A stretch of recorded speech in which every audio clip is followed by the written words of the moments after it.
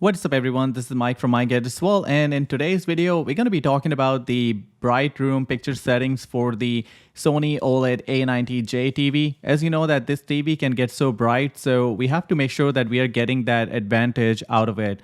So I'm going to be playing this movie right here. It's called Underground 6. It's on Netflix, but I'm not just going to be playing the movie because I don't want to get the copyright strike from them. And as you can see, the brightness, I have the exposure locked in. So if I try to make it more brighter, it might look overexposed, but it's not actually going to be the realistically how you're looking at the picture from your naked eyes. But I'm just trying to show you and demonstrate to you what settings actually make it dimmer and what settings will make your picture brighter. So we're going to go to the picture settings, and I can show you right now that I'm in the Dolby Vision bright mode. So in order to do any changes, we're going to have to go to the picture settings, and you can see it's Dolby Vision bright. And right below that, we have option if you want to go back to the default settings. If you don't like the adjustments, you can do that. All right below that, we have the option for Netflix calibrated mode, right? So now you're watching something on Netflix and you're like, oh, I have this option. It's a calibrated mode. So what should I do? I should turn it on, right? So as soon as you turn it on, your actually picture is going to look dimmer. It is similar to, what we have for the filmmaker mode, the filmmaker mode in LG. So what it does is like you're trying to watch a movie, but you will be watching a movie the way the director intended you to watch. So it will make it more dimmer. That's how it's been across the board, with Samsung, with LG, with Sony. As soon as you go to the kind of filmmaker mode or something like this, Netflix calibrated mode, it actually makes your picture look darker. So I would leave it off for at least the bright room settings, because otherwise you're going to be limiting the potential of the brightness that it can push, right? So I'm going to keep it off here. And all right, guys, so the next option that we have is for the ambient light sensor. So what this does is like it matches the brightness of your room. Let's say you have a bright room, it will bump up the brightness. And if you have the dark room, it will reduce that. But the thing is, we are in the Dolby Vision bright mode, right? So we don't want that sensor to do the adjustments for us because we already know that we are in the bright room. So if you're in the dark, you will change it to dark. And also it matches or changes the white balance for you. So let's say your lights are kind of like warm lights, right? So it will make your colors warmer on the TV, and vice versa. If you have like the cool temperature in your room, you have those bright white lights. So you're going to see that your colors on the TV will change to kind of bluish. So I will leave it off. And as you can see, everything below that shows on, and on, but that is actually off because once the light sensor, the ambient light sensor, you turn off that main one, so then everything below that will actually not work because it's completely off. So don't worry about that if it is still showing that it's on, because nothing of that's going to be impacting any of the picture quality once the ambient light sensor goes off.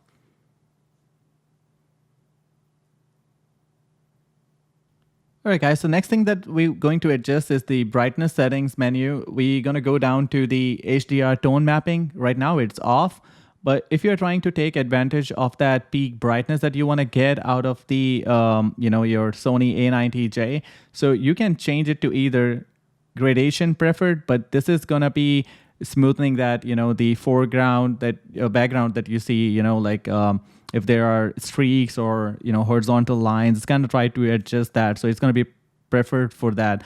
But what we are trying to do is get the maximum brightness for the bright room. So we're going to be changing this tone mapping for HDR from off to the brightness preferred mode. So what it does is like it's gonna be focusing on the brightness. As you can see, the picture got a little overexposed because my camera, I haven't changed the exposure on the camera to match that. So it might look overexposed, but you get the point, right? That the brightness is more coming out of the TV now, so my camera cannot handle that. So that's what we are looking for here, to make sure that we get the peak brightness out of the TV.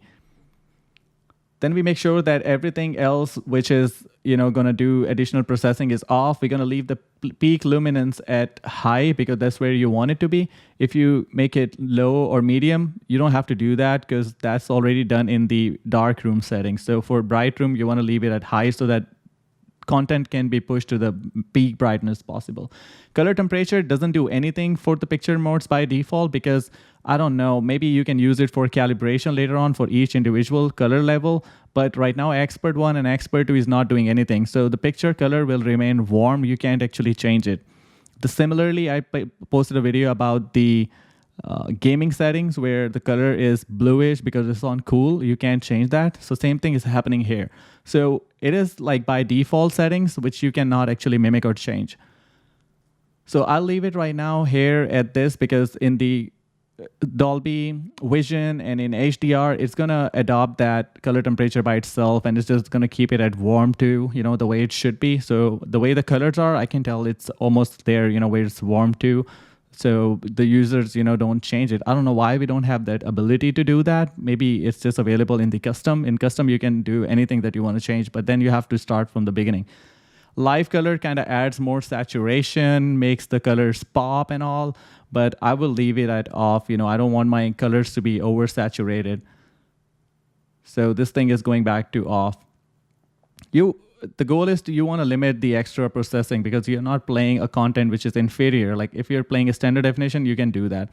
Next thing, we're going to go to clarity, and we're going to turn off that reality creation. This has to do the same thing with standard definition content, right? Then you can maybe keep it on, because standard definition content on a screen like this, you're going to have that low quality, and you're going to have less sharpening image. So if you want to make it more sharpened, you can do this reality creation, which will make your kind of like almost blurred or non-detailed content into the detailed content. So this is something that you don't want if you're playing high quality content. Let's say you're playing a Blu-ray disc. I mean, it has already like 50 to 60 megabits per second of the playback. So you don't want to do that. It already has enough of it. Digital noise reduction, this already disabled. Smooth gradation is for, if you have watched the Mad Max, in the, when the storm scene, when this dust storms come in, you will see that there is some, these streaks or horizontal lines. So it kind of like smoothens it out. So I just don't want it to be on high. I leave it at low so it can do its job for if there's any bending. I did that 5% gray and 50% gray up to test. And this panel is literally the cleanest panel that I've ever seen in OLED. The next big thing that we have to do is the motion settings, right? Most of the times I just keep it off, but sometimes, you have the fast moving scenes where you get that eye strain. So to adjust that, what I do, I keep it on custom, and I just give it a little nudge, keep it to just one level. I don't want to keep the smoothness to all the way up. Otherwise, it's going to look like, no action scenes. It's going to look like something, just without action, just like so much smooth. You don't want that to happen. And the next option, that is the really important one, and it's called Clearness.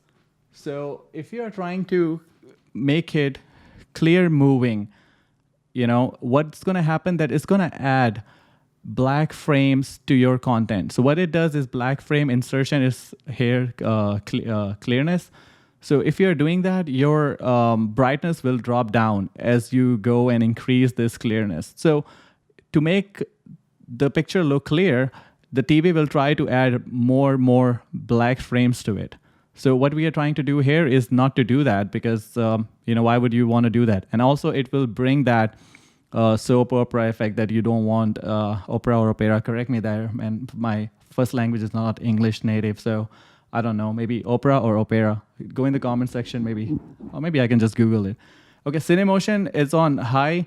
This doesn't actually add any frames to the content, so I'll just leave it at high and let the TV detect it, because sometimes you want to leave some of these options maybe doing its job, because that's what you're paying for. You're paying for the the processing that Sony offers. So in this case, I'm gonna leave the Cinemotion to high. I wish there was option for auto, so I would leave it at auto. But since it doesn't add any frames, it doesn't just smoothen out my content, so I'm gonna just keep it there at high. Other than that, I think that's all about it. There are video signal settings that you cannot change. Some people try to change it from auto to native, and all that stuff. That kind of oversaturates your color space. So you just don't want to do that. I mean, if video signal is, detecting it as auto, you want to leave it at auto. If you change it to native, you're doing it for HDR, your colors are going to look super saturated. So some of the settings I usually don't touch. I'll leave them as is there. So that's all I have from this video, guys. Now I'm gonna play the clip and just enjoy that. I hope I don't get the copyright strike for that. I'll see you guys in another video. Until then, peace out. Don't forget to hit the subscribe button, by the way. Thank you so much for doing that. Recently, you guys made me reach almost 14,000 now. Yesterday, it was 13,000. So guys, it is just amazing and overwhelming, and all thanks to you. I'll see you in another one. Stay safe. Peace out.